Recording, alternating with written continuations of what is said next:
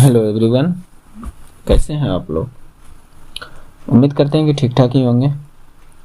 आज के वीडियो में हम लोग देखेंगे मैथ के लगभग 25 क्वेश्चन जो कि आपके लिए बहुत इंपॉर्टेंट हो सकते हैं प्रैक्टिस के तौर पर। जैसे देखिए हमने इसमें दिया है, ये आपका हर एक एग्ज़ाम में काम आ सकता है। All one day competitive exam practice math, साथ ही इंपॉर्टेंट क्वेश्चंस ये आपके एसएससी जीडी में भी काम आएंगे, रेलवे में भी, बीएसएससी और अदर एग्जाम में भी काम आएगा।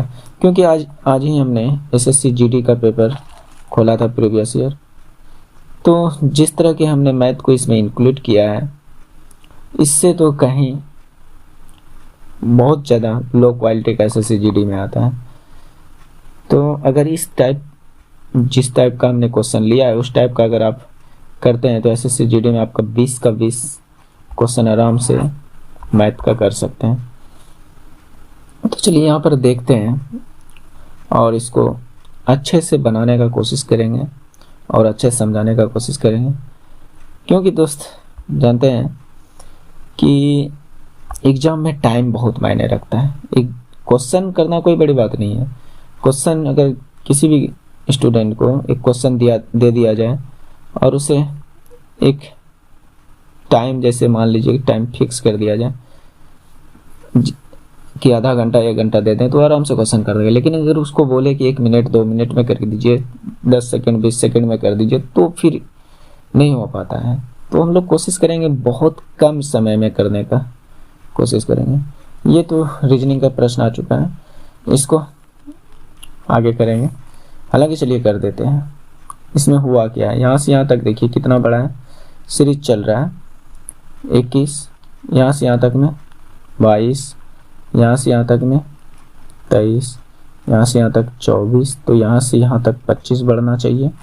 देखिए 25 बढ़ाइएगा तो 6 और 9 2 11 116 ये हो जाएगा।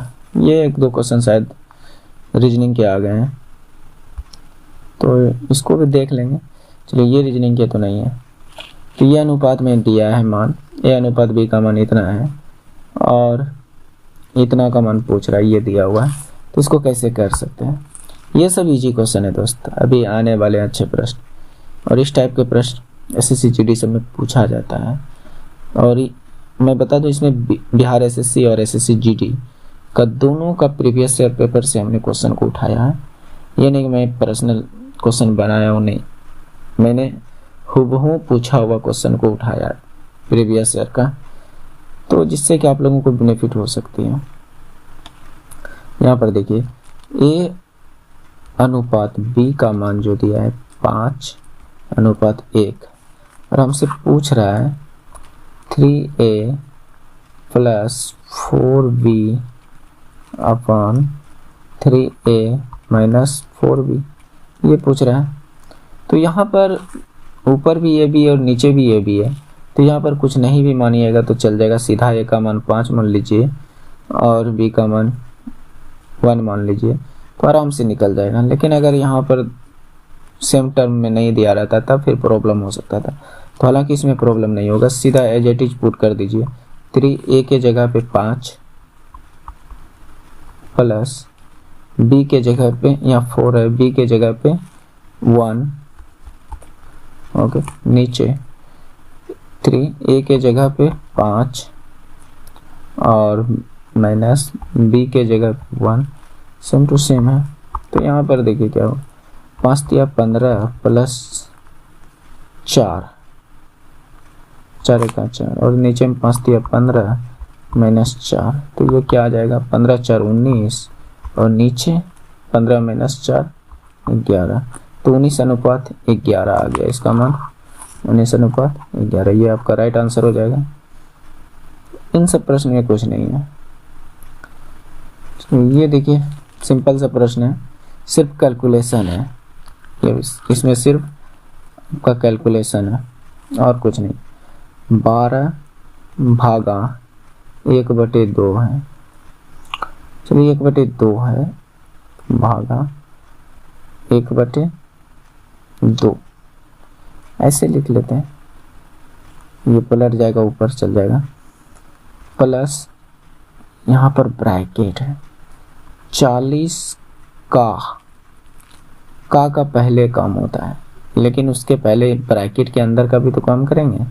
तो यहाँ पर 7, इसे सीधा सीधी हल करना चाहिएगा। देखिए इसको भाग दीजिएगा तो 5 और का मतलब गुना, तो यहाँ पर 5 आ जाएगा, ये बंद, ये वाला ब्रैकेट बंद, प्लस 20 माइनस टोनी आ गया, प्लस 20 माइनस 10 का मतलब गुना 15।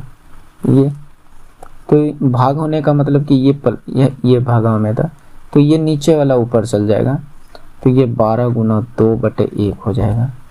2/1 प्लस 40 पंचे 200 प्लस 20 माइनस 15 डंग 150, ऐसे। तो ये 12 दूनी 24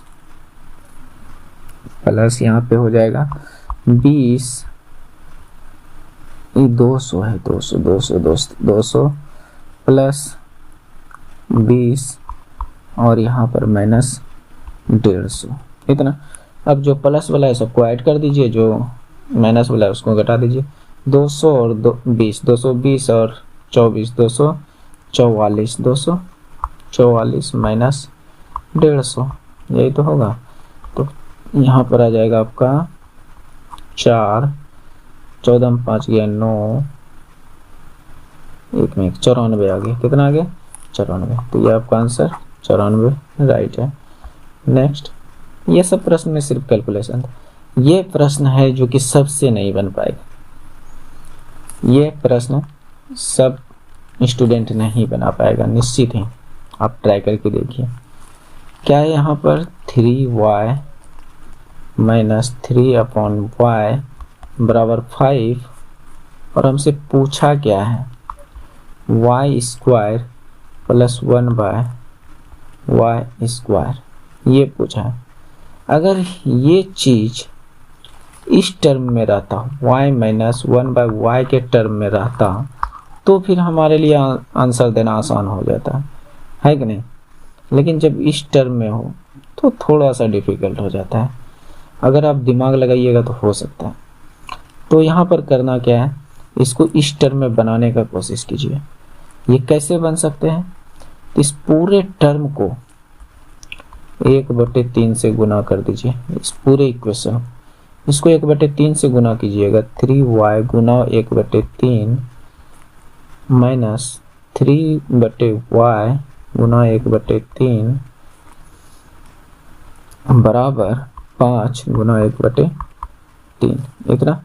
तो ये 3 खत्म, तो यहाँ y हो गया, माइनस ये 3 खत्म, यहाँ 1/y हो गया, बराबर यहाँ 5/3 बन गया।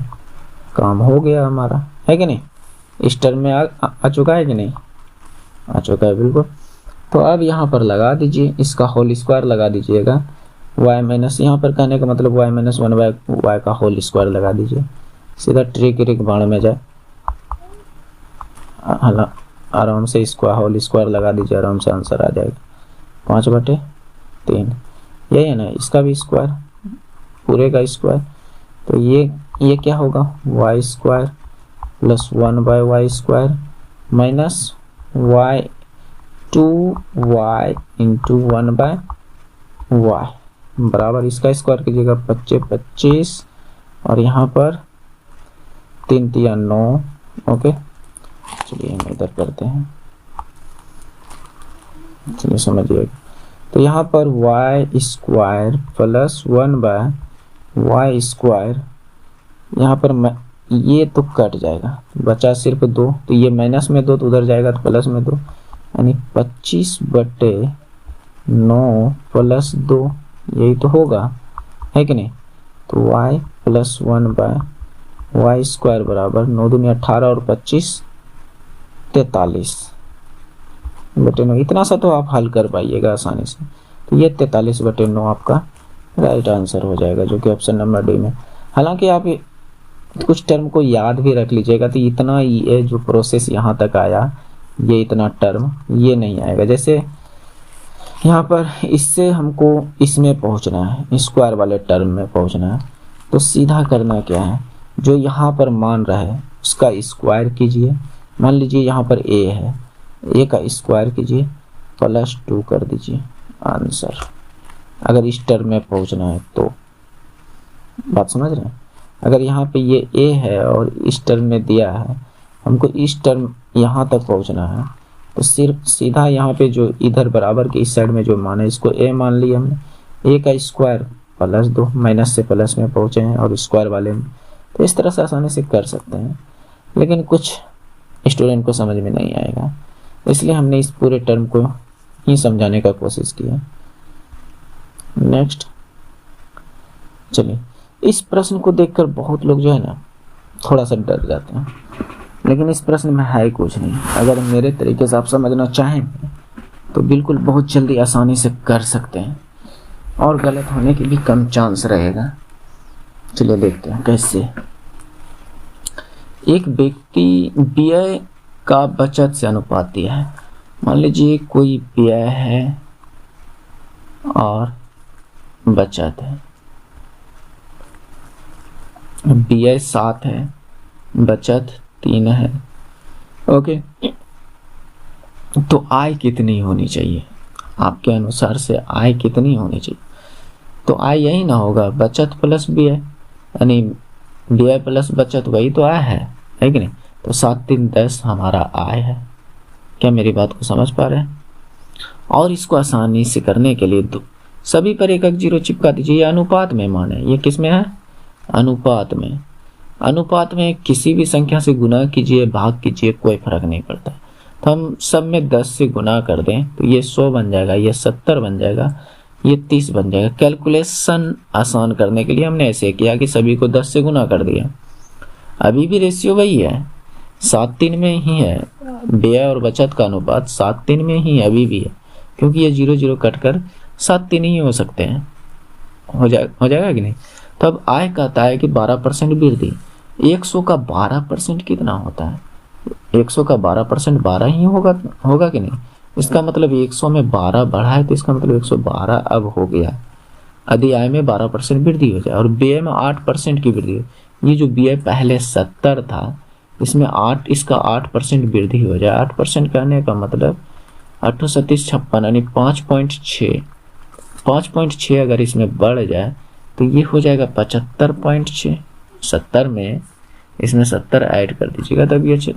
तो यहाँ पर पूछ रहा है कि यहाँ पर कितना, उसकी बचत में कितनी वृद्धि हुई होगी, कि यहाँ पर कितना वृद्धि हुआ होगा, इस बात को पूछ रहा है। तो मान लीजिए आय इतना है, व्यय इतना किया, तो बचत कितना है, यानी कमाया इतना, खर्च इतना किया, तो अब बचत कितनी हो रही है। तो यहाँ पर अगर हम देखना चाहें तो देखिए 112 में 75.6 खर्च किया है, तो ये बच गए कितने? 4। यहाँ पर 11 5 गया 6 और 10 में 7 गए 36.4, यानी बच गया कितना? 36.4। यही तो पूछ रहा है कि बचत में कितने प्रतिशत की वृद्धि हुई है। पहले 30 बच रहा था, अब 36.4 बच रहा है। इसका मतलब 6.4 ज़्यादा बच रहा है। किस पर? 30 पर। परसेंटेज के लिए गुना 100 से कर दीजिए। तो यहाँ से इसको गुना कीजिएगा तो ये लगभग, ये कटा, ये 64/3 आ गया, 64/3 आ गया। इसको हल कीजिएगा तो 21 तिया 63, 22 तिया 66, 21 तिया 63, हाथ रल 1, तो 3 तिया 21.33%। लगभग में ही पूछा है 2 दशमलव तक, तो ये आपका राइट आंसर है। कितना आसान ये तरीका था। अगर इसी को आप नहीं समझ पाते तो फिर लॉन्ग टर्म भी चल जाते हैं तो नहीं बनता है दोस्तों। तो इसीलिए कहते हैं थोड़ा रिलैक्स होके बनाइए। देखिए इस सवाल में कोई जान है क्या? इस प्रश्न में ये आपका 5 नंबर प्रश्न शायद होना चाहिए। जो नंबर रहे उसे नंबर से क्या मतलब। चलिए यहाँ पर देखिए क्या बोल रहा है। इतना का गुणनफल करने पर इकाई स्थान पर क्या आएगी? हम इसको बिना बनाए मार देते हैं, बिना देखे। सिर्फ हम यहाँ पर एक सीरीज देखें, 1 2 3 4, कहीं ना कहीं यहाँ पर 85 आया होगा, है कि नहीं? इसके आगे और बढ़ा होगा 86, लेकिन हमको इकाई स्थान पर पूछ रहा है कि क्या आएगा। इन सबको गुना कर देंगे तो लास्ट में क्या आएगा, इधर कोई सा भी नंबर आ सकता है, लेकिन इस लास्ट में जो यहाँ पर लास्ट नंबर आएगा वो क्या है, तो यहाँ पर 0 आएगा। कैसे बताते हैं दोस्त, हालांकि यहाँ पर इसका आंसर 0 होगा। कैसे, जैसे मान लीजिए हम 10 तक ही 1 2 3 4 5 डॉट डॉट डॉट डॉट 10 तक ले जाते गुना में, किसमें, गुना में, तो लास्ट में क्या आता, लास्ट में अगर मान लीजिए 5 तक ही ले जाते हैं, 5 तक ही ले जाते हैं तो गुना में क्या आता है, 2 3 6 6 चौक 24 5 30, 24 5 120, क्या लास्ट में 0 आया। तो इसका मतलब जहाँ 2 आ जाए गुना में और 5 आ जाए तो 0 लास्ट में आना जरूरी है, फिक्स है कि 0 आएगा। 10 तो हम बहुत दूर की बात किए, इतना सम में जब 2 और 5 आया तो 0 आ गया, तो इसमें भी तो 2 है और कहीं ना कहीं इधर 5 भी आया होगा, क्योंकि ये डॉट डॉट आगे तक सीरीज में 4 है, तो इसलिए इसका आंसर 0 होगा। उम्मीद है कि आप समझ पाए होंगे। नेक्स्ट देखिए, 4 वर्ष पूर्व, इसको हम शॉर्ट तरीके, देखिए आप लोग जो बनाइएगा, खास करके SSC GD के बच्चे जो हैं, लड़के जो हैं, वो शॉर्ट तरीका उसको नहीं पता है, हमको पता है, क्योंकि हमने कई स्टूडेंट को देखा है, वह हमेशा लॉन्ग मेथड से सब प्रश्न को करते हैं, जो कि ज़्यादा टाइम लग जाता है। तो अगर कम टाइम में करना चाहते हैं तो मेरे तरीके को आपको समझना पड़ेगा। इस तरीके से आप कीजिएगा तो बहुत कम समय लग सकता है। चलिए जैसे देखिए, A और B की आयु का अनुपात इतना है, कब, 4 वर्ष पूर्व। मान लीजिए कोई व्यक्ति A है और कोई व्यक्ति B है, इसका अनुपात है 8:9, कब, 4 वर्ष पहले, 4 वर्ष पहले। फिर कहता है आज से 8 वर्ष बाद, अब जो है 8 वर्ष बाद की बात कर रहा है, वर्तमान उम्र से 8 वर्ष की बाद बात कर रहा है, 11:12 है, 11 अनुपात यह अनुपात में है 12 है, तो उनकी वर्तमान आयु क्या होगी। तो हम अगर इन दोनों की गैप को बराबर कर दें, इसका गैप इसका गैप, तो आसानी से प्रश्न बन सकता है। इसका गैप कितना, 8 3 11, 3 बढ़ा है, इसमें 9 3 3 बढ़ा है, तो गैप तो बराबर है, तो इसलिए 3, और ये 4 वर्ष पहले और 8 वर्ष बाद, टोटल कितना वर्ष का गैप इसमें आ रहा है, 12 वर्ष का। कितना वर्ष का, 12 वर्ष का। ये 3 गैप यानी अनुपातिक मान, 3 का ही अनुपातिक मान जो है इसका वैल्यू है 12, तो 1 का अनुपातिक मान का वैल्यू कितना हो जाएगा, 4। चलिए इतना अनुपात में 4 आ गया, तो यहाँ पर हम किसी भी टर्म में या तो इस अनुपात में रख दें 8:9 में 4 का मान, ये 1 का मान 4 जो है, या तो इस अनुपात में रख दें, दोनों से आंसर आएगी। चलिए हम यहाँ से रखते हैं 8:9, कब, 4 वर्ष पहले। तो अनुपात में इतना था, तो 1 अनुपात का मान 8, तो 4 अनुपात का मान कितना, 32। 1 अनुपात का मान 4, तो 9 अनुपात का मान कितना, 36। लेकिन कब था, 4 वर्ष पहले। तो 4 वर्ष इस वर्तमान में आने के लिए 4 वर्ष ऐड करना पड़ेगा, तो ये 32 4 कितना हो गया, 36 वर्तमान उम्र है। ये क्या है, वर्तमान, और ये क्या है, 4 वर्ष पहले की उम्र है, 4 वर्ष पहले, 4 वर्ष पहले का एज है, ये जो निकला 4 वर्ष पहले का एज। तो 4 वर्ष बाद ये वर्तमान में आएंगे, तो ये कितना का, 40 का। ओके, तो अब पूछ क्या रहा है, उसकी वर्तमान आयु का योग, इन्हीं दोनों का योग पूछ रहा है, इसका योग पूछ रहा है, तो जोड़ दीजिए, कितना हो गया आपका, 76। 36 और 40, 76, तो ये आपका राइट आंसर है। तो देखिए कितना कम टर्म में बना है कि नहीं।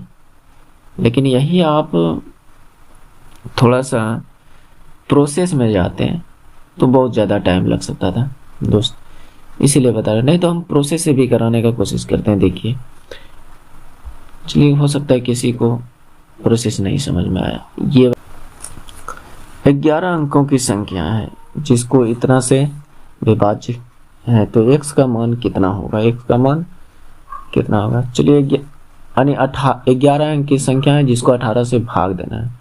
क्या क्या है? 7, 8, 2, 3, 3, 2, 6, 8, 6, 7 x, यही है। 11 को गया 1, 2, 3, 4, 5, 6, 7, 8, 9, 10, 11, ठीक है। 18 से भाग होने का मतलब कि 9 से भाग होनी चाहिए और 2 से भाग होनी चाहिए, है कि नहीं? 9 और 2 से भाग होनी चाहिए। चलिए हम 9 से भाग लगाने का कोशिश करते हैं। 9 से भाग लगाने का मतलब सब 9 से भाग हो जाना चाहिए। 7 और 2 9, 9 बना के हटा दीजिए। 6 और 3 9, ये भी खत्म। और कहीं बन सकता है? हाँ, यहाँ पर 6 और 3, ये वाला 9 खत्म हो गया। और यहाँ पर देखते हैं और कहीं कहीं 7 और 2 9, ये खत्म हो गया। बचा क्या? 8 और 8 16 और प्लस x। इन दोनों का योग 9 से अगर कट जाए तो मतलब समझिए कि पूरी संख्या 9 से कट गया। तो यहाँ पर 9 से कटाने के लिए यहाँ पर 2 पुट कर सकते हैं क्या? 16 2 18, 18 और 2 से ये 8 1 9, 2 से भाग लग जाता है। इसका मतलब x का मान 2 होनी चाहिए। और 2 होने पर इसका मतलब कि 2 से भी कटना चाहिए, तो लास्ट में 2 तो सम संख्या तो आनी ही चाहिए। तो ये आपका 2 आ जाएगा। नेक्स्ट नहीं तो फिर आप 18 से भाग देते रहिए। बात समझ रहे हैं ना? यहाँ पर अगर 6 सदस्यों की औसत आयु 20 है, यदि नौकर की भी आयु शामिल कर लिया जाए तो औसत आयु में 20% की वृद्धि हो जाती है। औसत आयु 6 सदस्यों की औसत आयु 20 दिया है, तो कुल 6 सदस्यों की कुल आयु कितनी है? कुल आयु कितनी होगी? तो औसत गुने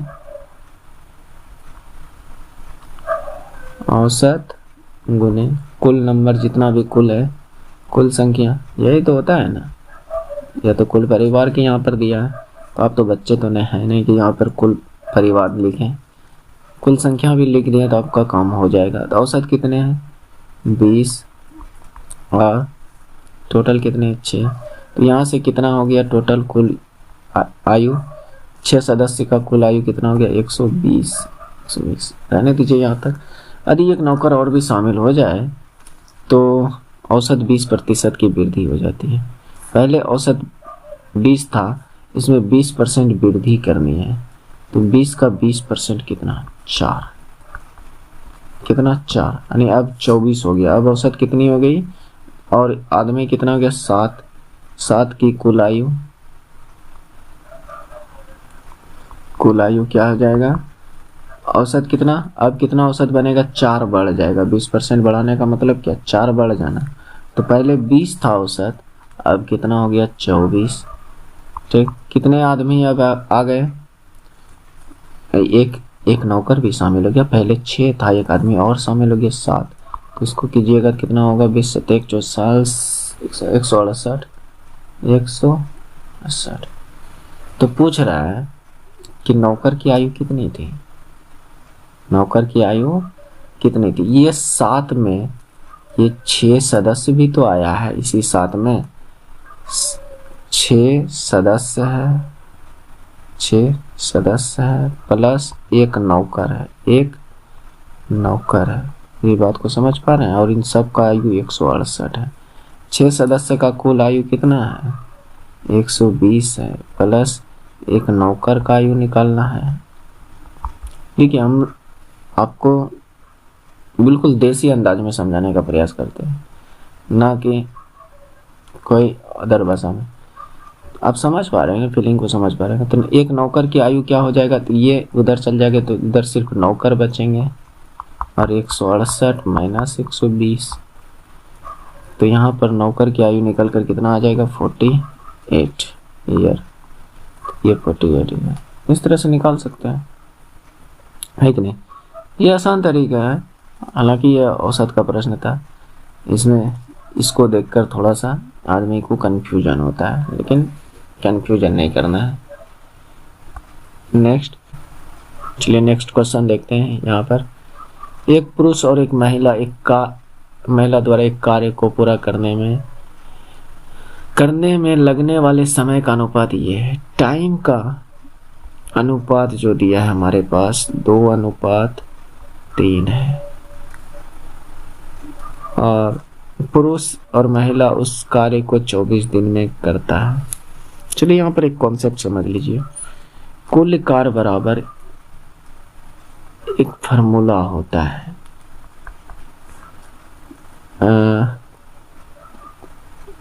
समय गुने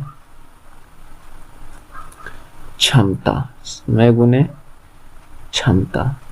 अगर हम शॉर्ट भाषा में समझे तो टोटल वर्क बराबर जो होता है टाइम इनटू एफिशिएंसी। ओके, तो यहाँ पर हमें टाइम की रेशियो दिया है, तो हम इस टाइम का रेशियो यहाँ पर उल्टा होता है एफिशिएंसी का रेशियो। टाइम का रेशियो का उल्टा, यानी 2:3 दिया है तो ये 3:2 हो जाएगा। क्षमता का अनुपात ये 2:3 हो जाएगा। एफिशिएंसी मतलब क्षमता, तो यहाँ पर ये हो जाएगा। तो दोनों मिल करके आए 24 दिन में। इसका मतलब कुल कार्य जो होगा समय 24 दिन। टोटल क्षमता कितनी है? टोटल क्षमता 3 इसकी क्षमता, 2 ये मान लीजिए ये पुरुष था और ये महिला था, तो मैं पुरुष का 3 क्षमता, महिला का 2 क्षमता, तो 3 2 5 के क्षमते से काम के ये टोटल कार्य होंगे। तो अब पूछ रहा है महिला अकेले कितने दिन में करेगी? टोटल कार्य इतनी है और महिला से अब काम करवाने हैं, तो समय निकालने के लिए क्या करिएगा? सिर्फ क्षमता को नीचे लगा दीजिएगा। अगर हम यहाँ पर सूत्र में देखें थोड़ा सा, तो समय बराबर क्या बनेगा सूत्र? कुल कार्य अपन क्षमता नीचे आ जाएगी, है कि नहीं? कुल कार्य अपन क्षमता, यही ना। तो कुल कार्य कितना है? 24 गुने 5 है। क्षमता किससे करवाना है?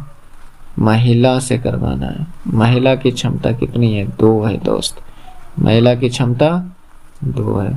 तो यहाँ से इसको हल कीजिएगा तो ये समय निकल कर आ जाएगा। ये 12 बार में कटा और ये 12 पंचे 60, ये आपका 60 आंसर हो गया। उम्मीद है कि इस क्वेश्चन को आप समझ पाए होंगे। नेक्स्ट, ये क्वेश्चन तो हो चुका है, ये 2 बार आ चुका है। नेक्स्ट देखते हैं। चलिए इसमें इस क्वेश्चन को कीजिए। हमारे करने से पहले आप अभी रोक करके कोशिश कीजिए कि बनाने का कोशिश कीजिए और देखिए क्या हमसे हो पा रही है। अगर हो पा रही है तो अच्छी बात है, नहीं तो फिर हम किस दिन के लिए हैं, है कि नहीं? चलिए देखिए, एक्स और वाई एक व्यवसाय को 2:3 में निवेश करता है। ठीक है, निवेश का अनुपात दिया हुआ है। किसका अनुपात? निवेश किसका? एक्स और वाई का। ठीक है, यहाँ पर देखते हैं 2 और 3 इसका अनुपात।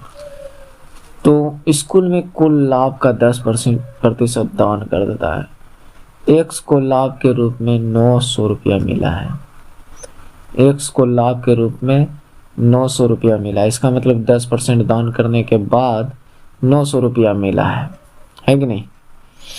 तो इसका मतलब रियल में उसको कितना मिला होगा जब उसने 10% दान नहीं किया होगा? था लाभ जो होगा, मेरा कहने का मतलब समझिएगा, लाभ जो होगा वह निवेश के अनुपात के बराबर होगा। निवेश के जो अनुपात होगा उसी के बराबर होगा। निवेश के अनुपात के अनुसार होगा। निवेश के अनुपात के बराबर होगा। अगर मान लीजिए हम जो जितना ज़्यादा निवेश करेगा उतना ज़्यादा उसको लाभ होगा, जो जितना कम निवेश करेगा उसको उतना कम लाभ होगा, है कि नहीं? तो लाभ का अनुपात जो होगा वह निवेश के अनुपात के बराबर होगा। इसका मतलब कि मेरा यहाँ से कहने का समझिए, ये जो इस टर्म को समझिए, 10% दान देने के बाद उसको मिला है 900 रुपया।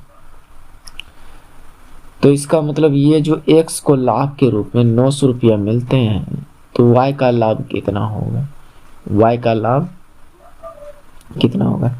तो यहाँ पर हम मेरा बात ये 10% दान देने के बाद मिला है 900 रुपये, यानी ये 90% का मान है। ये कितना परसेंट का मान है? 90% का मान है मेरी। चलिए पेन को समझ बदल लेते हैं। 90% का मान, क्योंकि 10% दान कर चुका है और उसके बाद इसे 900 रुपया मिला है, तो हम 100% का मान निकालने के लिए क्या कर सकते हैं? 100% बराबर क्या हो जाएगा? इसका मतलब 1000 हो जाएगा। कैसे? इसको 10 बनाने के लिए 9 से भाग लगा सकते हैं, दोनों साइड 9 से 10। मेरा कहने का मतलब 9 से भाग लगाइएगा, ये 10% बन जाएगा, और ये 10 इस इधर 9 से भाग लगाइए, ये 100 बन जाएगा। तो इसको 100% बनाने के लिए एक जीरो बढ़ा दीजिए, तो 1000 हो गया कि नहीं? इसका मतलब x को जो है 1000 लाभ हुआ था जब उसने 10% दान नहीं किया था, तब दान करने के बाद उसे 900 मिला। तो इसका मतलब x यानी इस 2 का मान ही 1000 है, तो 3 का मान हमसे पूछ रहा है। 2 का मान 1000, तो 3 का मान कितना? 1500 करके देखिए, ये कितना गुना? 5 गुना, तो इसका 5 गुना कितना? 1500 है कि नहीं? 500 गुना कितना गुना? 500, तो इसका 500 गुना कितना? 1500। तो ये तो अभी दान नहीं ना किया है, अब इससे दान करवाइए। 10% दान करवाना है, कुल लाभ का 10% दान करता है, तो इसका 10% इससे दान करवा दीजिए। 1500 का 10% कितना? 150 है कि नहीं? हालांकि करके देख लीजिए। तो ये 1010 यहाँ से 150, तो इसमें 150 इसको कम ना मिलेगा, 0.5 और यहाँ पर 3 1350, यानी y को लाभ का कितना मिला? y का लाभ कितना है? 1350 है। ऑप्शन में क्या है? है, तो ये राइट आंसर है कि नहीं? देखिए सवाल थोड़ा भारी नहीं होता है, लेकिन आप समझ लिए तो फिर हल्का है। अभी जो प्रश्न देख रहे हैं इसमें कोई प्रश्न लगा कि भारी है, लेकिन अगर आप कभी नहीं बनाए उस टाइप के प्रश्न को तो आपको जरूर भारी लगता होगा।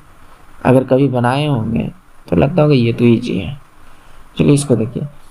मोहित और रोहित प्रत्येक एक बार एक पासा फेंकते हैं। इसकी प्रायिकता क्या है कि उन पासों के ऊपर आई संख्या का योग 3 या 5 है।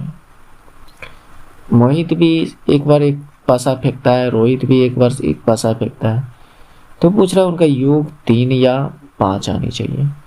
मान लीजिए रोहित पहली बार फेंका, 3 योग आने के लिए मतलब क्या? अगर इसने एक रोहित का और इधर क्या है? मोहित, अच्छा इधर मोहित इधर रोहित, मोहित का अगर 1 आया होगा तो रोहित का 3 आने के लिए क्या आना होगा? 2 आना होगा। अगर मान लीजिए मोहित का 2 आया होगा तो रोहित का 3 आने के लिए क्या? टोटल 3 आने के लिए रोहित का क्या आना चाहिए? 1 आना चाहिए। ऐसा और कोई टर्म है क्या जो कि योग में 3 आ जाए? मेरे उम्मीद से तो नहीं है। अब 5 योग आने के लिए क्या कर सकते हैं? अगर मोहित का 1 आया होगा, ये दोनों टर्म तो 3 आने के लिए था, योग 3 आने के लिए। 5 आने के लिए क्या आने चाहिए? तो अगर मोहित का 1 आ जाए तो रोहित का 4 आनी चाहिए। अगर मोहित का 2 आ जाए तो रोहित का 3 आनी चाहिए, है कि नहीं? अगर इसका कहने का मतलब मोहित का 3 आ जाए तो रोहित का कितना आना चाहिए? 2 आना चाहिए। अगर मोहित का 4 आ जाए तो इसका योग होने के लिए 1 आना चाहिए। तो ये 4 टर्म है जो कि 5 योग आने के लिए होना चाहिए, है कि नहीं? और कोई टर्म बनता है क्या? नहीं बनता है। तो यहाँ से टोटल कितने टर्म आए? 1 2 3 4 5 6 टर्म आए। लेकिन अगर हम पासे को फेंकें, 2 पासे को फेंकें तो टोटल संभावना कितनी बनती है? तो पासा है तो उसका स्क्वायर कीजिए, 2 बार फेंकना है तो 6 पर 2 पावर कीजिए तो 6 के 36, कुल 36 होगा। संभावना है 6, कुल 36 में से 6 संभावना बनती है। तो यहाँ इसको हल कीजिएगा तो 1/6 इसका आंसर हो जाएगा। ये आपका राइट आंसर है। नेक्स्ट, समांतर श्रेणी का कौन सा पद 109 होगा? यानी यहाँ पर हमें ए एन का मान दिया है 109, यहाँ से ए हमें है 4, ये पी का है, 10वां का प्रश्न है, 10th क्लास का, और इसको हमने उठाया भी एसएससी से, बीएसएससी के प्रीवियस ईयर पेपर से उठाया है, तो कहीं ना कहीं इम्पोर्टेंट है दोस्त। और ये प्रश्न सब लोग नहीं कर पाते हैं, मात्र 30-35% ही बच्चे इस प्रश्न को किया था, लेकिन है कुछ नहीं। चलिए देखिए कैसे। और यहाँ पर डी कहने का मतलब प्रत्येक उसके अगले पद में से पिछले पद का अंतर ही डी कहलाता है। इसका अंतर कितना है? 5। यहाँ से भी अंतर देखिए 5, यहाँ से भी अंतर देखिए 5, तो इसका मतलब डी को बोला जाता है सार्वंतर, जो कि यहाँ पर 5 है। बस सब टर्म लगा लीजिए। एन पूछ रहा है कि कौन सा पद है, एनवा पद, एन बराबर वाट, हमसे ये पूछ रहा है, तो हमें ए एन की फार्मूला पता है, A plus N minus 1 into D, यही होता है फार्मूला। ए एन का मान कितना है? 109, और ए का मान कितना है? 4, और यहाँ पर एन हमें निकालनी है 1, और डी का मान कितनी है? 5। इधर आ जाएगा, ये माइनस में चल जाएगा, 109 में 4 घट जाएगा तो 105, और ये गुना में है तो ये भागा में आ जाएगा 5, तो इधर बच जाएगा n माइनस 1, यही तो बचेगा कि नहीं? ये गुना में था तो ये भागा में आ गया, ये जोड़ में था तो ये घटा में आ गया, घटा दिया है, तो यहाँ पे 21 पंचे 105, और n माइनस 1, ये 1 उधर उठ कर चल जाएगा तो ये 1 जुड़ जाएगा, तो n बराबर क्या हो जाएगा? 22, यानी 22वां पद 109 होगा। चलिए नेक्स्ट देखते हैं क्या क्वेश्चन है। हाँ, ये वाला प्रश्न, चलिए इसको करने का आप लोग भी कोशिश कीजिए वीडियो रोककर, और मैं भी कोशिश करता हूँ, देखते हैं बनता है कि नहीं। किसी वृत्ताकार पार्क के अंदर उसकी परिसीमा के अनुदिश 4 मीटर चौड़ा एक वृत्ताकार पथ है, ठीक है, देखते हैं, तथा पार्क की त्रिज्या 16 मीटर है। ये मान लीजिए ये कोई पार्क है वृत्ताकार, ये कोई वृत्ताकार, क्या यार सही से बना नहीं। आज मैं कोशिश करता हूँ कि अप्लाई करूँ कुछ, इसका फंक्शन वगैरह थोड़ा सा इस्तेमाल करूँ, क्योंकि इस्तेमाल तो हमने आज तक इसका फंक्शन किया नहीं। ये काम में आ रहा है, आ रहा है, चलिए इसको नीचे लाते हैं। हाँ, काम तो हुआ, ये गजब। चलिए ये आ गया। और एक बिरित हमें खींचनी चाहिए थी, क्योंकि 2 बिरित है, ये गड़बड़ है, यहाँ से खींचा। हाँ, ये ठीक है। वाह, हमने तो अच्छा खासा बना लिया। अब थोड़ा लकीर वकीर का भी इस्तेमाल कर लेते हैं। जब पूरा कर ही रहे तो लकीर तो है ही नहीं, क्या करें? इसमें ऐसा कोई लकीर वाला है, ये काम करेगा क्या? हाँ, ये कर सकता है। चलिए देखते हैं। ये सेंटर हमने मान लिया, ये यहाँ तक गया। नेक्स्ट, ये ठीक है, और एक यहाँ, ये अब लगता है हम प्रॉपर यूट्यूबर बन रहे हैं। वाह, चलिए यहाँ पर अब देखते हैं। ये वाला जो टोटल दूरी है 16 है, यहाँ से लेके यहाँ तक 16 है, और ये इसकी चौड़ाई जो है वह 4 मीटर है। कितना है? 4 मीटर। और टोटल यहाँ से यहाँ तक 16 है, और अंदर वाले की त्रिज्या वो तो निकल ही जाएगा। टोटल अगर 16 है और यहाँ से यहाँ तक ये 4 है, तो इधर कितना होना चाहिए था? 12। इधर कितना होना चाहिए था? 12। इसका मतलब छोटी त्रिज्या 12 है। संकेंद्रीय वृत्त है ना, तो 12 है और पाई का मान इतना लेना है दोस्त, पाई का मान इतना लेना है। चलिए अब बोल रहा है पथ का क्षेत्रफल क्या होगा, इसका क्षेत्रफल क्या होगा, है ना गजब क्वेश्चन। ये 10th में तो आप बनाए ही होंगे, वृत्त के चैप्टर में ये प्रश्न तो था दोस्त, लेकिन भले डाटा ये वाला ना रहे, लेकिन इस तरह का प्रश्न था। आप लोग बताइएगा था या नहीं। देखिए कैसे, अब पथ का क्षेत्रफल निकालना है। पथ का क्षेत्रफल अगर हमें निकालनी हो तो क्या कीजिएगा, बड़का वृत्त में छोटका तो वृत्त का क्षेत्रफल घटा दीजिए। बड़का वृत्त का हम त्रिज्या मान लेते हैं बड़ी आर, जो कि 16 है। छोटका वृत्त का कितना आ जाएगा, 12, आर बराबर 12, यही ना। चलिए ठीक, तो बड़का वृत्त का पाई बड़की आर स्क्वायर, छोटका वृत्त का पाई छोटकी आर स्क्वायर, यही ना। पाई यहाँ से कॉमन ले सकते हैं क्या, ले सकते हैं पाई, तो इधर बच गया बड़की आर का स्क्वायर माइनस छोटकी आर का स्क्वायर। इसको और भी हम आसान कर सकते हैं ताकि कैलकुलेशन हल हो जाए, आसान हो जाए, यानी बड़ी आर प्लस छोटी आर इंटू बड़ी आर माइनस छोटी आर। कर सकते हैं कि नहीं, कर सकते हैं। चलिए इधर हम लेते हैं, पाई का मान लेना है 3.14, 3.14, बड़ी आर कितना 16 और छोटी आर कितना 12, 16 12 कितना 38, गुने में 16 में 12 गया कितना, यहाँ घटा ना, बड़ी आर में छोटी आर घट रहा है, तो 16 में 12 गया कितना 4। हाँ अब गुना थोड़ा सा करना थोड़ा सा लग सकता है भारी, चलिए देखते हैं भारी है तो क्या हो। 8 चौके 32, 8 तिया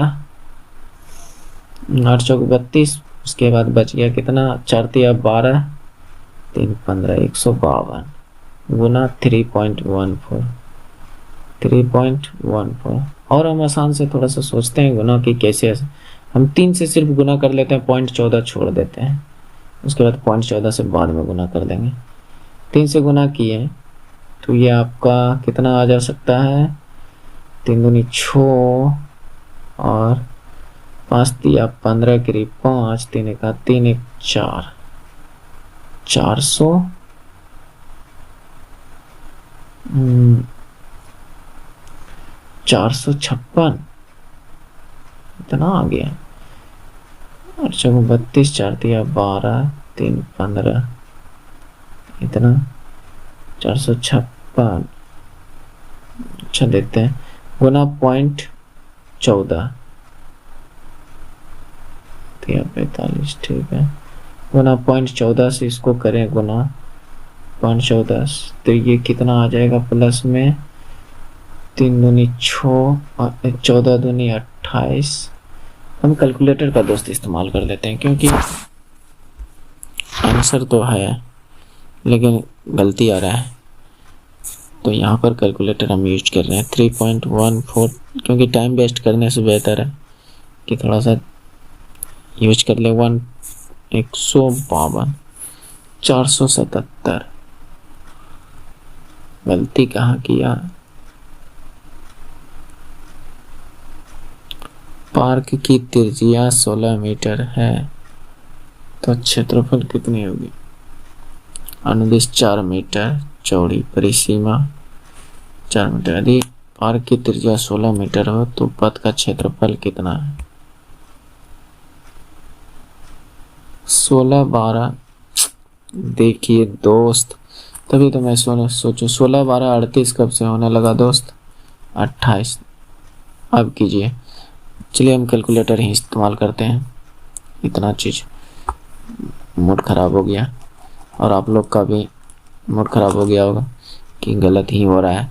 देखिए 3.14 इंटू 28 गुना 4, 351.68 कितना आ गया, 351.68। क्या ऑप्शन में है, तो ये आपका राइट आंसर है।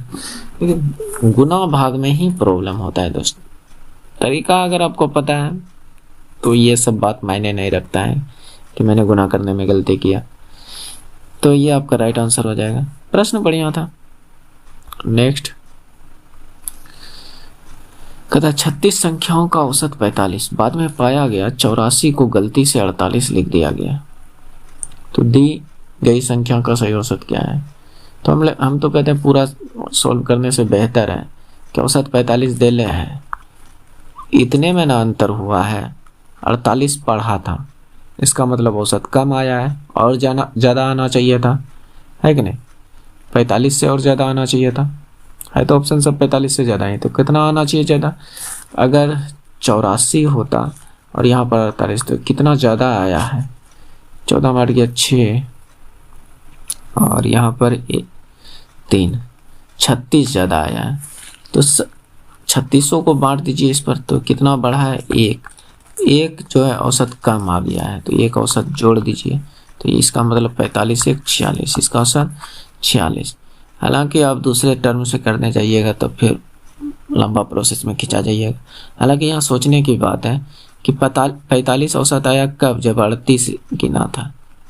अगर हम अगर 84 ही लेते हैं तो इसका मतलब 45 से तो ज़्यादा औसत आता है कि नहीं? तो हमने कितना ज़्यादा कम गिन लिया है, 36 कम गिन लिया है, तो औसत सभी पे ना कम हुआ होगा, 3600 पे इतना कम नहीं हुआ होगा, तो 36 से भाग दे देंगे, तो एक सभी के औसत में एक कम आया है, सभी के योग में एक की कमी आया था, तो ये औसत यहाँ बढ़ा दें तो ये औसत 46 हो जाएगी। नेक्स्ट कहीं सवाल कटा तो नहीं है, देख लेते हैं दोस्त, हो सकता है यह प्रश्न कट गया हो। हाँ यहाँ कटा है, चलिए ऑप्शन बाद में देख लेंगे कितना कितना है। ए और बी एक टंकी को इतना इतना घंटा भर में खाली कर सकता है। अच्छा, खाली करने वाली बात है, इसको एलसीएम मेथड से बनाते हैं। ए और बी है, ए को 16 घंटा लगता है खाली करने वाले को माइनस मान लेते हैं, और बी को 24 घंटा लगता है। सी भरने वाला है, तो इसको लग रहा है 4 घंटे में ये भर देता है। सी अकेला 4 घंटे में भर देता है। तो यहाँ से इन तीनों का जो एलसीएम निकालेंगे वह टोटल क्षमता निकलेगा। टैंक की टोटल क्षमता कहने का मतलब या तो टोटल उसमें जितनी पानी भराएगा या जितनी जो भी रहेगा वो, तो इन सब का एलसीएम कितना होनी चाहिए? तो 24 तो नहीं हो सकता, 48 होगा। कितना होगा? 48 निकाल के देखिएगा, 48 आएगा। नेक्स्ट देखिए यहाँ पर क्या है कि 16 से भाग देंगे 48 को, तो ये कितना आ जाएगा? यहाँ पर 3 आ जाएगा। अगर आप मेरे पहले से वीडियो देखते आ रहे हैं तो इस कॉन्सेप्ट को समझने में आपको तकलीफ नहीं होगी। अगर नहीं देखें तो आप लोग जाकर देखें। ये आपका समय है, ये क्या है? समय। ये आपका क्षमता निकल कर आ रहा है, ये आपका टाइम, ये क्षमता, ये टोटल वर्क जो अभी से कुछ देर पहले एक सवाल में हमने बताया था कॉन्सेप्ट, वही कॉन्सेप्ट यहाँ पर काम करेगा। तो इसको भाग दीजिएगा तो ये 2 और इसको भाग दीजिएगा तो ये 12। ये तो प्लस वाले हैं और ये दोनों माइनस वाले हैं। कहता ए बी सी तीनों को एक साथ खोल दिया जाए, तो कुल 48 कार्य करनी है, तीनों को खोलना है एक साथ। ये दोनों खोलने वाला, ये माइनस में जाएगा क्षमता और ये जाएगा, ये भी माइनस में और ये प्लस में, ये 12। और कितना टैंक को कितने समय के बाद 35% भर जाएगा? नहीं 35% ही भरना है, 48 का इसका 35% ही भरना है। 35% का मतलब कि नीचे में 100 आना चाहिए, तो क्यों ना हम नीचे में यहीं पे 100 लगा दें। नहीं तो इतना हल कर दीजिएगा, काम गड़बड़ा जाएगा, समझ रहे हैं ना? तो यहाँ पर देखिए 48 गुना 35 गुना 48 और नीचे में -5 घटा दीजिएगा तो 7 गुने में नीचे में गुना में 100, यही ना? तो ये 7 से 5 बार में, ये 5 से 20 बार में, ये 20 से कह सकते हैं कि 4 से कट सकता है। बच्चों का 48, 4 पंचे 20 यानी 12/5, तो ये कितना आ गया, 5 दूनी 10 पूर्णांक 2/5 घंटा। क्या ये ऑप्शन में दिख रहा है? दिख रहा है। तो ये ऑप्शन सी नंबर राइट है। नेक्स्ट, 6 घंटी एक साथ बजने लगती है और वह क्रम से 3 मिनट इतना इतना इतना के अंतराल में बजती है। ये सिर्फ एलसीएम है और कुछ नहीं। इसका जो एलसीएम होगा वही आपका आंसर होगा कि कितने सेकंड बाद बदलेगा। तो यहाँ पर देखिए 3 है। हालांकि इसको बिना बनाए बना सकते हैं, आंसर बता सकते हैं। कैसे? चलिए, एलसीएम जो होता है वो कहीं ना कहीं सभी दी गई सभी संख्या से कटता है। इसका मतलब 12 से भी कटेगा, 8 से भी कटेगा, 7 से भी कटेगा, 6 से भी कटेगा, और 4 से भी कटेगा, और 3 से भी कटेगा। तो क्यों ना हम 7 से ही देख लें, क्योंकि ये कॉमन है। क्योंकि 7 से देखते हैं, 7 से क्या ये कट रहा है? 7 दूनी 14, बच गया 2, नहीं कट रहा है तो ये नहीं हो सकता है। 3 से कटेगा क्या?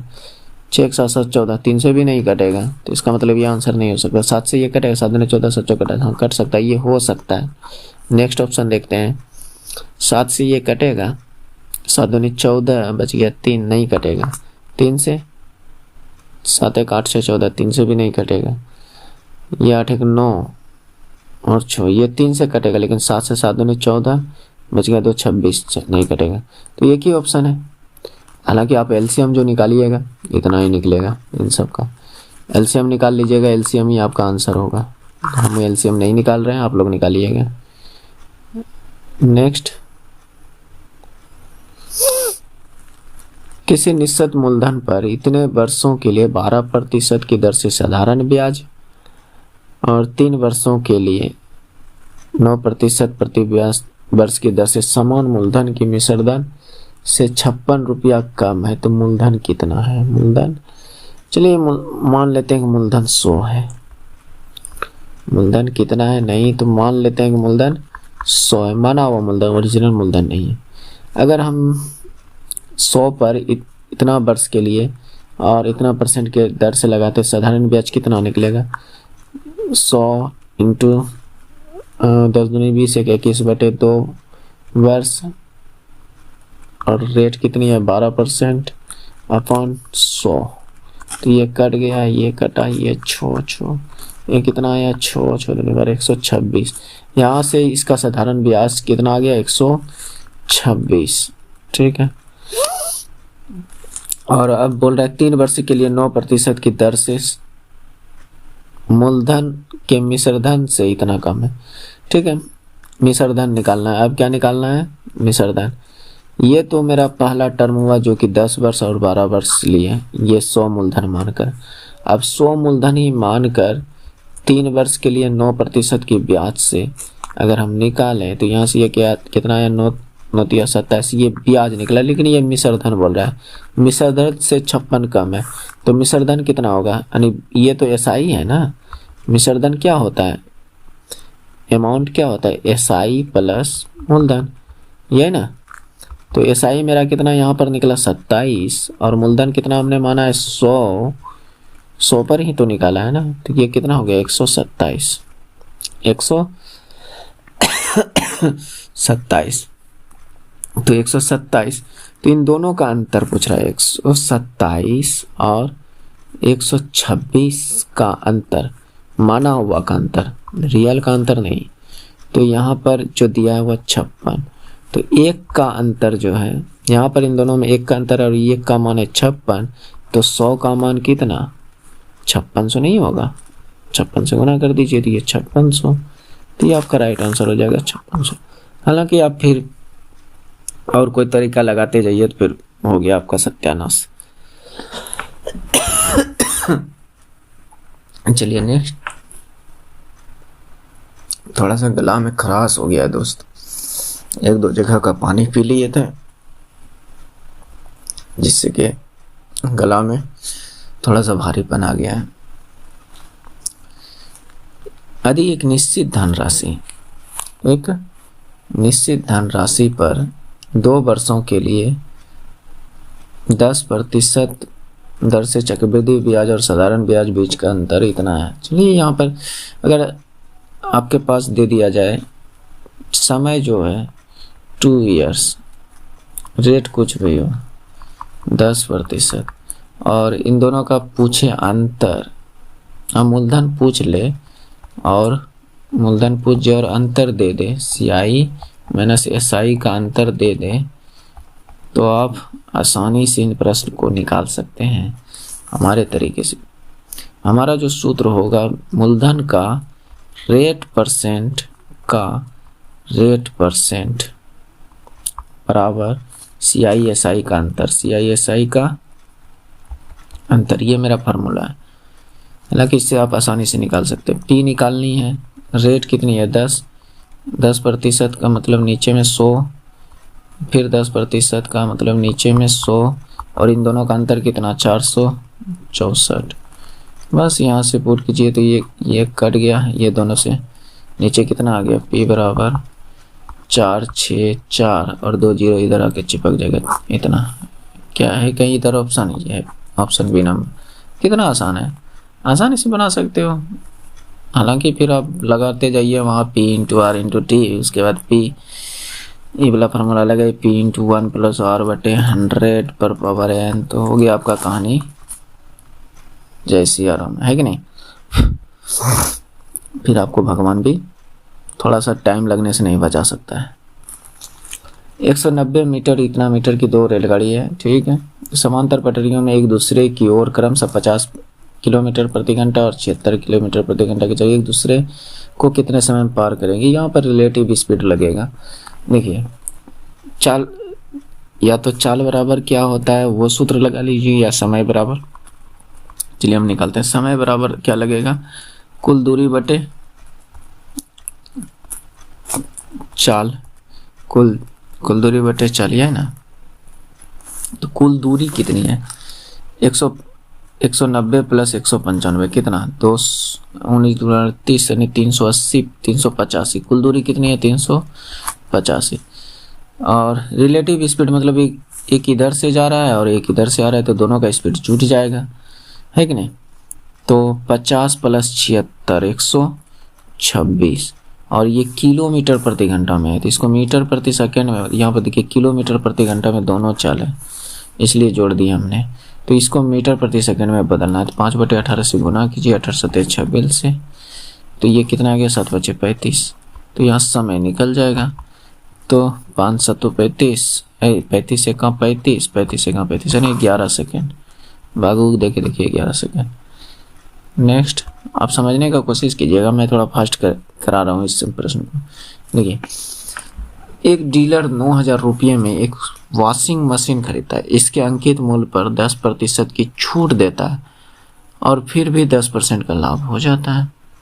चलिए यहाँ पर एक कॉन्सेप्ट समझिए। 3 चीज होता है किसी भी क्रय विक्रय लाभ हानि में। एक तो CP होता है, एक MP होता है और एक SP होता है। अगर अभी तक आप लोग नहीं समझे तो इस बात को समझिए कि अंकित मूल्य पर 10% छूट देता है। मान लीजिए अंकित मूल्य 100 है, इस पे 10% छूट दे दिया तो 90 में बेच दिया। SP मतलब सेलिंग प्राइस, MP मतलब मार्क प्राइस यानी अंकित मूल्य, और CP मतलब कॉस्ट प्राइस यानी क्रय मूल्य। ये बात है, बात समझ रहे हैं। तो चलिए इतना हुआ 10%, फिर भी उसे कहता है 10% लाभ हो गया है, 10% लाभ हो गया है। तो इस CP को हम इधर ना लिख के इस CP को हम इधर लिखेंगे। मेरी बात को समझिए। 10% लाभ कब हुआ होगा, जब इसने 100 में खरीदा होगा, और कहने का मतलब 100 में खरीदा होगा और 10% कम करके बेच दिया होगा, है कि नहीं, तभी तो उसे 10% का लाभ हुआ होगा। मेरी बात को समझ रहे हैं। जब उसने मेरा कहने का मतलब 10% तो अंकित मूल्य पर छूट दिया, 10% अंकित मूल्य पर छूट दिया, तो फिर भी उसे 10% का लाभ हो रहा है। कहीं ना कहीं वह 100 का सामान को 90 में बेच रहा होगा, 100 के सामान को 90 में बेच रहा होगा। मेरी बात को थोड़ा सा समझने का कोशिश कीजिएगा। CP और SP, अगर वह 100 का सामान है उस पर वह 90, कहीं हम तो कंफ्यूजन में नहीं ना है, नहीं होना तो नहीं चाहिए। देखिए फिर भी उसे 10% का लाभ हो रहा है। इसका मतलब वह खरीदा कम में है और बेचा है ज़्यादा में। खरीदा कम में है और बेचा है ज़्यादा में। हालांकि यहाँ पहले मेरी बात को समझने की कोशिश कीजिए। इसके अंकित मूल्य पर इसे 10, अंकित मूल्य हमने मान लिया 100 है और उसको बेचा है कितना पर, 10% छूट देके 90 पर बेच दिया। फिर भी उसे 10% का लाभ हुआ है, 10% का लाभ हुआ है, यानी वह 100 का सामान जो है 110 में कहकर बेच दिया, 10% का लाभ। लेकिन ऐसे कैसे लाभ हो सकता है? ऐसे तो लाभ नहीं हो सकता है। 100 का सामान को 110 में बेचा, हाँ लाभ हो जाएगा। 100 का सामान वो 100 में खरीद के लाया और 110 में बेच रहा है, तो हाँ लाभ हो जाएगा। चलिए ठीक है, तो यहाँ से हम तीनों का रेशियो को बराबर कर देते हैं। हालांकि यहाँ से पॉइंट को अगर कटा लें, देखिए हमें भी थोड़ा सा कन्फ्यूजन हो रहा था दोस्त, इसलिए हम टाइम लग रहा था। ये नहीं कि हम आपको घुमा रहे थे, नहीं, अगर ये भी सोच रहे थे तो सही बात था, हम आपको घुमा रहे थे ताकि हम इस बात को समझ सकें। तो यहाँ पर देखिए, इसका 1 0 1 0 कटा दीजिएगा तो ये 10 9 का रेशियो, 9 10 का रेशियो बनेगा, ये 10 9। तो यहाँ पर हम तीनों का अगर रेशियो निकालना चाहें तो जिसके आगे में जो खाली है वही भर दीजिए। 9 के आगे में इधर खाली है तो इधर 9 भर दीजिए। 11 के आगे में इधर खाली तो इधर 11। तो MP कितना आ गया 110, SP क्या आ गया 99, CP क्या हो गया 90। ओके, अब यहाँ पर देखिए मशीन का अंकित मूल्य कितना है, यानी 110 का मान पूछ रहा है और दिया है कितना का मूल्य वॉशिंग मशीन खरीदता है, यानी CP दिया है 9000, यानी 90 का मान दिया है। तो ये कितना गुना है भाई, 100 गुना है, 100 गुना। तो इसका 100 गुना कितना होगा, इसका 100 गुना कितना होगा, तो ये यहाँ पर सीधा 2 0 और चिपक जाएगा। तो ये आंसर आपका हो जाएगा। बात समझ रहे हैं? यहाँ पर हम थोड़ा सा मेरे माइंड से निकल रहा था तो हम कर देंगे। हालांकि देखिए 100 का सामान जो खरीदा उसको 110 में बेचा, तभी तो उसको 10% लाभ हुआ। ये विक्रय मूल्य है, ये क्रय मूल्य है, ये अंकित मूल्य है, लिख लीजिएगा हिंदी में। नेक्स्ट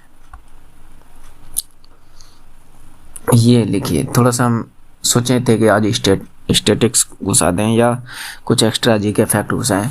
जैसे देखिए अग्रणी राज्य, विभिन्न फसल में कौन सा राज्य अग्रणी है, किस राज्य में कौन सी फसल ज़्यादा होती है। यूपी में आपका गेहूं सबसे ज़्यादा होती है और गन्ना भी ज़्यादा होती है। चाय आपको असम में ज़्यादा मिलेगा, सबसे ज़्यादा उत्पादन करने वाला राज्य चाय का जो है वो असम है। कॉफ़ी सबसे ज़्यादा आपको कर्नाटक में मिलेगी। जूट सबसे ज़्यादा आपको पश्चिम बंगाल में मिलेगा। काजू सबसे ज़्यादा महाराष्ट्र में। कसावा आपको तमिलनाडु में। लहसुन सबसे ज़्यादा मध्य प्रदेश में। लीची सबसे ज़्यादा बिहार में। बड़ी इलायची ये आपको सिक्किम में। छोटी इलायची आपको केरल में। और चलिए इतना ठीक है, तो इतना आप याद रख लीजिएगा, ये आपके काम आ सकते हैं। तो और देखते हैं कोई क्वेश्चन है क्या दोस्त? नहीं है। तो जय हिंद दोस्त, मिलते हैं नेक्स्ट वीडियो में और भी इसी तरह के अच्छे प्रश्न लेकर आऊँगा जिससे कि आपको बहुत ज़्यादा बेनिफिट हो सकती है। और वीडियो हमारी अच्छी लगी तो लाइक शेयर एंड सब्सक्राइब ज़रूर कर दीजिएगा दोस्त।